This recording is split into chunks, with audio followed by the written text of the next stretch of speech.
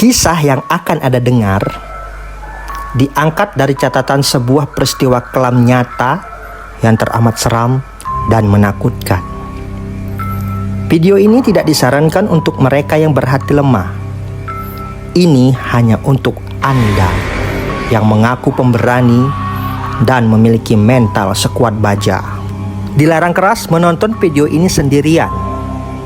Jika Anda cukup nekat, matikan lampu kamar Anda sekarang. Pasang earphone dan bersiaplah. Karena setelah video ini dimulai, Anda mungkin akan menyadari bahwa Anda tidak benar-benar sendirian di dalam kamar. Semua bermula pada 14 Mei 2015 di sebuah kompleks perumahan yang tenang di pinggiran kota yang sengaja kami rahasiakan namanya.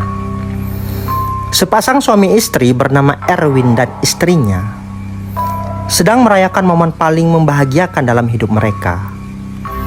Setelah 7 tahun menanti tanpa lelah, hari itu sang istri dinyatakan positif hamil.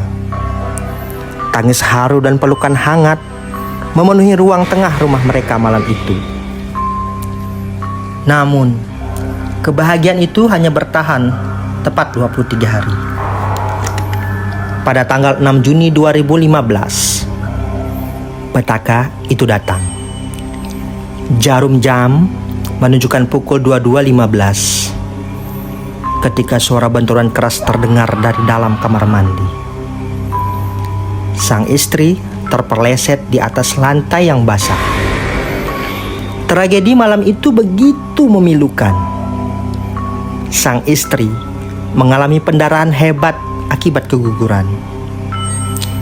Dan sebelum bantuan medis datang, nyawa sang istri beserta janinnya tidak tertolong. Keduanya meninggal dunia di tempat. Kehilangan 2 orang tercinta dalam satu malam membuat mental Erwin hancur total. Selama 2 bulan berikutnya, Erwin mengalami depresi berat dan stres psikologis yang ekstrim. Tetangga sekitar sering melihatnya duduk termenung di teras rumah dengan tatapan kosong sembari memeluk baju bayi. Hingga akhirnya pada malam tanggal 18 Agustus 2015, Erwin memilih jalan pintas. Dia ditemukan tewas, mengakhiri hidupnya sendiri di dalam kamar utama. Sejak kematian tragis Erwin, rumah kosong itu mulai memancarkan energi yang berbeda. Namun, cerita tidak berhenti di rumah itu. Menurut catatan spiritual setempat, jiwa Erwin yang dipenuhi obsesi mendalam untuk menjadi seorang ayah ternyata tidak tenang.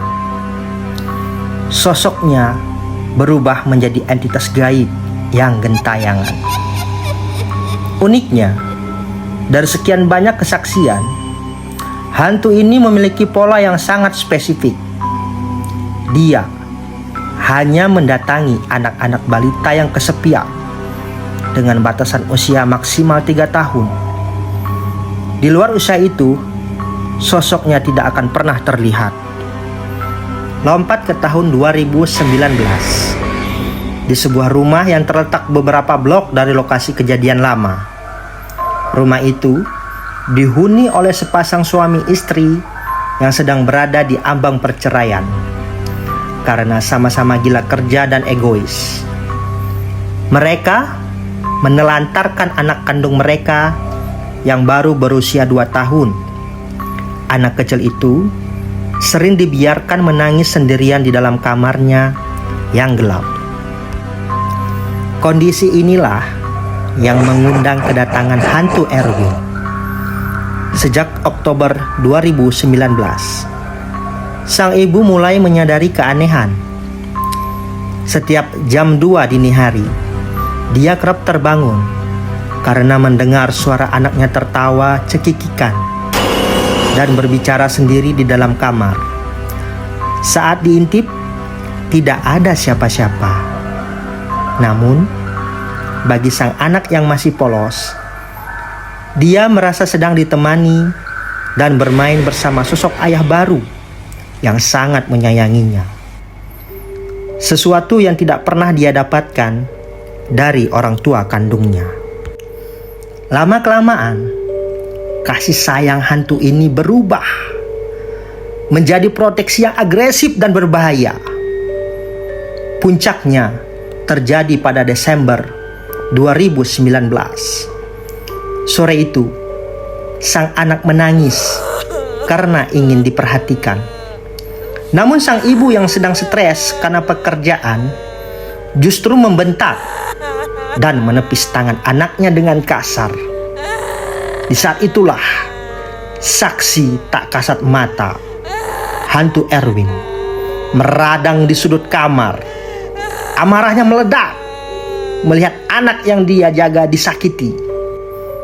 Mulai malam itu, teror gaib yang sesungguhnya dimulai. Selama 3 bulan penuh, dari Januari hingga Maret 2020, sang ibu dihantam teror psikologis tanpa ampun. Hantu Erwin menyusup ke dalam mimpi-mimpinya, memberikan penglihatan aneh yang merusak kewarasannya. Tak hanya itu, setiap kali sang ibu melamun, suara bisikan gaib yang dingin terus berdengung di telinganya. Akhiri hidupmu. Kamu tidak pantas menjadi ibu. Susul kegelapan ini. Tepat pada 17 Maret 2020. Setelah 3 bulan siksaan mental yang bertubi-tubi, sang ibu yang sudah kehilangan akal sehat akhirnya ditemukan tewas bunuh diri di dalam rumahnya. Dengan cara yang persis sama seperti yang dilakukan Erwin pada tahun 2015 silam. Sang suami yang ketakutan dan frustasi memilih pergi jauh dan menelantarkan rumah tersebut. Di dalam rumah yang kini mati dan terisolasi dari dunia luar, anak berusia 2 tahun itu ditinggalkan sendirian. Namun, dia tidak benar-benar sendiri. Hantu Erwin mengasuhnya dalam keheningan, memeluknya dengan rasa kasih sayang yang kelam. Hingga beberapa minggu kemudian, sang anak pun menyusul pergi dengan tenang. Tubuhnya kecil, ditemukan mendingin tanpa ada bekas luka sedikit pun. Jiwanya telah diambil untuk melengkapi keluarga gaib yang diimpikan sang hantu. Rumah itu kini berdiri kokoh dalam sepi. Anak kecil itu memang sudah tiada. Jasadnya ditemukan tenang tanpa bekas luka. Tapi tahukah kamu, Erwin tidak pernah benar-benar pergi. Dia tidak akan pernah berhenti mencari keluarga baru. Dia selalu mengawasi dari balik jendela rumahmu, mendengarkan setiap sudut dinding rumahmu, dan setiap kali kamu kehilangan kesabaran, setiap kali kamu membentak anakmu, di saat itulah Erwin tahu kini giliran posisi